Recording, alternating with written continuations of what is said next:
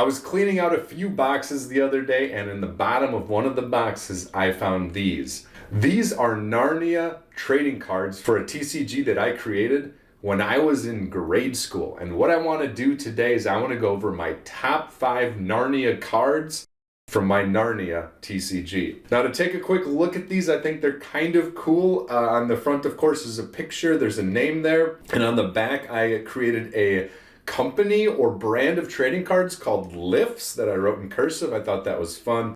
The name of it, the side's important for the game, I think, because you can play good creatures, bad creatures, or neutral. There are some things that are on both sides.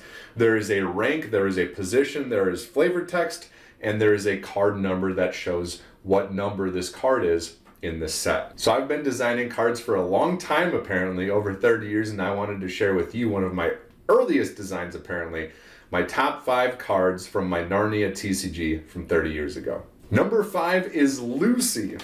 Lucy is on the good side. She's ranked 5th. Her position is queen and something, carer maybe. Now Lucy is a good queen and she can care for people. Hear people? I don't know what that says. The point is, Lucy is my favorite human character in Narnia. That's why she's number 5. I think Peter and Susan are a little too serious all the time, which I suppose makes sense. If you got lost in a magical world where people died all the time, I would be kind of serious too. Edmund is obsessed with, what is that? Turkish delight, and I don't know, he's just not as fun of a character. Lucy, though, embodies the childlike wonder that I think the Narnia stories embody, and that's why she's my favorite human and my number 5 from the set that I created. Number 4 is Carper. Now, I was an advanced designer back in grade school because I designed not only creatures you could play the game with, but locations as well. Carper is on the good side. It's ranked 7. Its position is 4, but also thrones. I don't know what that means.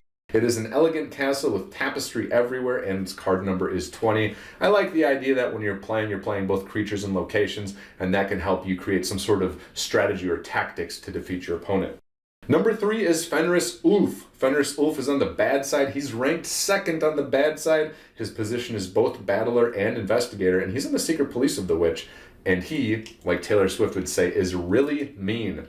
Now, Fenris Ulf, I think, is an ultimate awesome bad guy in the stories. He's mean, he's cruel, he's extremely competent, which makes him very, very dangerous, and yet he's not the worst person in all of Narnia. The witch, of course, is. And so he's a very, very cool character. He's a very, very daunting character that these humans keep on kind of viewing and coming up across, and it's a cool that I was able to make a card for Fenris Ulf. Number 2 is the Stone Table. The Stone Table has a side of both.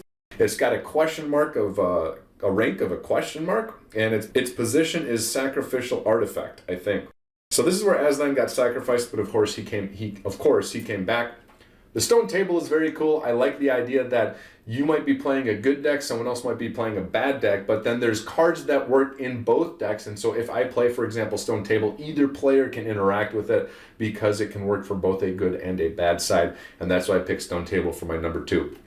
But my number 1 card in this set that I made 30 years ago is the White Stag. The White Stag is on both sides. It's got a question mark for rank, and its position is wishes. If you catch the White Stag, you can have 1 wish and 1 wish only, and that is why that is my number 1. I love the idea of, this happens a lot in card games where you're playing a game and then somebody plays a card and suddenly the goals of the game change. I can see playing a game of Narnia with this TCG, and then somebody plays the White Stag, and all of a sudden instead of trying to beat each other at the game, you're trying to catch the White Stag, because that's going to give you a wish, which is going to help you accomplish the goal of your original goal for playing the game. And I like the idea that this card could be played, and all of a sudden both sides are scrambling to try and figure out how to catch the White Stag rather than how to beat one another in the game.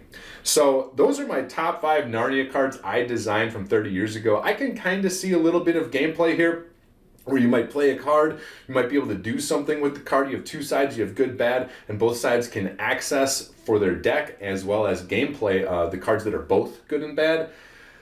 I don't know anything else about how this game was played, or I guess even if there was a game, I think there was a game because the cards kind of lend towards some sort of gameplay with like the rank and the position and stuff, but quite frankly, I don't remember anything about this. I vaguely remember asking my mom to laminate these cards when I was like in 3rd grade or 4th grade or something, but beyond that, I have no idea. And so unfortunately, the gameplay and whatever my other ideas were around this game are lost to time. But I thought it would be fun to show all of you here in today's video my top 5 Narnia cards that I designed in grade school. So thank you so much for watching. I do have other games I design now as an adult that I think are fun, and they are finished, and there are rules for them. So if you're interested in that, check out the links below. You can check them out there. Anyways, thank you so much for watching, and I'll see you in the next video.